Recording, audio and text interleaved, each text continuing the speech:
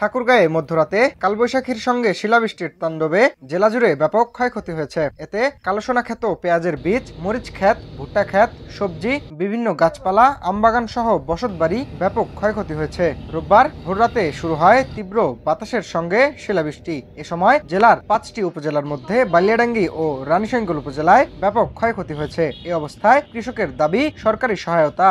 গতকালকে যে বৃষ্টিটা হয়েছে না, আমাদের অনেক প্রচুর ক্ষতি হয়ে গেছে। এখন এই যে মরিচ করছি অল্প, আর ভুট্টা করছিলাম 2 বিঘা, সব ভুট্টা আমাদের পাথর দিয়ে পড়ে একদম নষ্ট হয়ে গেছে।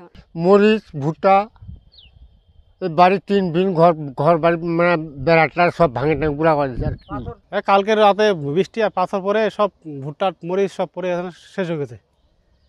এখন যে কি করব, অবস্থা তো ভুট্টার খুব কঠিন খারাপ। মিষ্টি কুমড়া লাগাইছি, মিষ্টি কুমড়া এখন তো যে পাথর আর ঝড় বৃষ্টিতে সব নষ্ট হয়ে গেছে। নষ্ট হওয়াতে এখন ক্ষতি মানুষের। এখন সরকার যদি কিছু দেয় তাহলে মনে করেন যে পোষাবে কিছু। আমাদের এই যে ঝড় বৃষ্টি থেকে পাথর পড়ছে, আবার গাছ টাছ অনেক ভাঙছে, ঘর বাড়িরও ক্ষতি হয়েছে অনেক। এটা যদি সরকার আমাদেরকে কিছু সহযোগিতা করতো তাহলে আমাদের কৃষকের একটু উপকার হইতো আর কি। এ বিষয়ে ঠাকুরগাঁও কৃষি সম্প্রসারণ অধিদপ্তরের উপপরিচালক মাজেদুল ইসলাম জানান, ইতিমধ্যে ক্ষতিগ্রস্ত কৃষকদের তালিকা করা হচ্ছে। সরকারি সহায়তা পেলে কৃষকদের সহায়তা করা হবে। ঝড়ের কারণে আমাদের কৃষকরা ক্ষতিগ্রস্ত হয়েছে কিছুটা, বিশেষ করে আমাদের বালিয়াডাঙ্গি এবং রানীশঙ্কল এই 2টা উপজেলা ক্ষতির পরিমাণটা বেশি।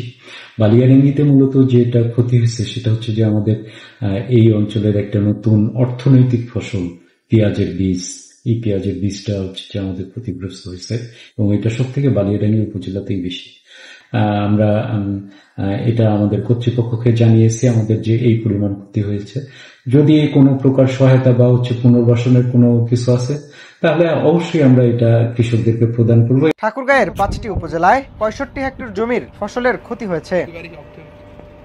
Minhaj Alam, north capital news, Thakurgaon.